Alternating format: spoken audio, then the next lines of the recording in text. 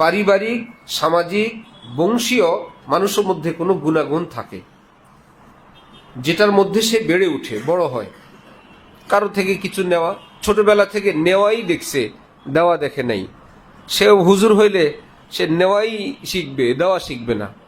আর আরেক ফ্যামিলি, হ্যাঁ, দেখছে যে ফকিরকে দান করে, মিসকিনকে দান করে, রমজান শরীফে দান করে, মাদ্রাসায় দান করে, গরিবদেরকে দেয়, বিভিন্ন মানুষকে হাজার হাজার লক্ষ লক্ষ টাকা দেয়, আলেম ওলামাদেরকে দেয়।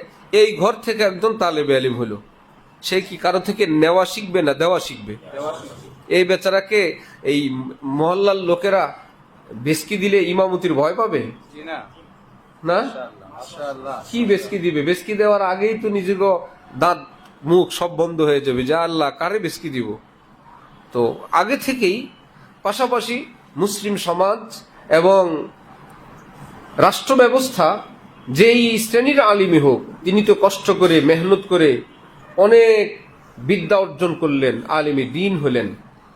সেই ব্যক্তি যখন সমাজের কোনো মসজিদের ইমাম হবেন, খতিব হবেন, কোনো সম্মানিত পোস্টে বসবেন, সেই সমাজের উচিত ছিল সেই ব্যক্তিকে সেই রকম সম্মানের আসন দান করা, তার বেতন ভাতা, ওজিফা, থাকার ইত্যাদি ব্যবস্থা করা।